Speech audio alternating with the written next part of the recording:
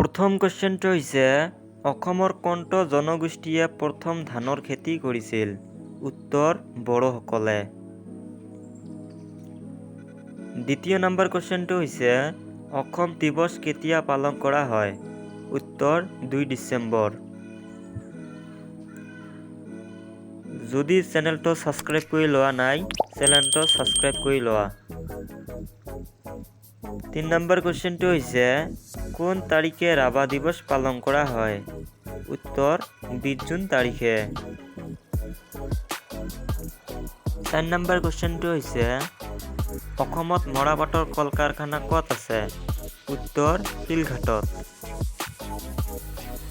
5 number क्वेश्चनটো হৈছে আন্তৰ্জাতিক যোগ দিৱস কেতিয়া পালন কৰা হয়? উত্তৰ 21 জুন।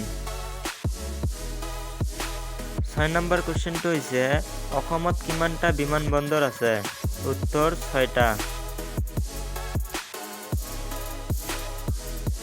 7 নম্বৰ क्वेश्चनটো হৈছে গুৱাহাটী বিশ্ববিদ্যালয় কিমান চনত স্থাপন কৰা হৈছিল? উত্তৰ 1948 চনত। 8 নম্বৰ क्वेश्चनটো হৈছে অসমৰ বৃহত্তম জিলাখনৰ নাম কি? উত্তৰ কাৰ্বি আংলং জিলা।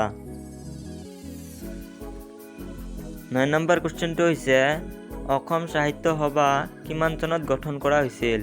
উত্তৰ 1917 চনত। 10 নম্বৰ क्वेश्चनটো হৈছে স্বাধীন অসমৰ প্ৰথম শ্বহীদ কোন আছিল? উত্তৰ গমধৰ কোঁৱৰ। 11 নম্বৰ क्वेश्चनটো হৈছে আহোমসকলে কেতিয়া অসমলৈ আহিছিল? উত্তৰ 1228 চনত। 12 নম্বৰ क्वेश्चनটো হৈছে আহোমসকলৰ প্ৰথম ৰাজধানীখনৰ নাম কি? উত্তৰ চৰাইদেউ। 13 নম্বৰ क्वेश्चनটো হৈছে আহোম ৰজাসকলৰ শেষ ৰাজধানীখনৰ নাম কি? উত্তৰ যোৰহাট। 14 নম্বৰ क्वेश्चनটো হৈছে শ্ৰীমন্ত শংকৰদেৱৰ জন্ম হৈছিল 1449 চনত।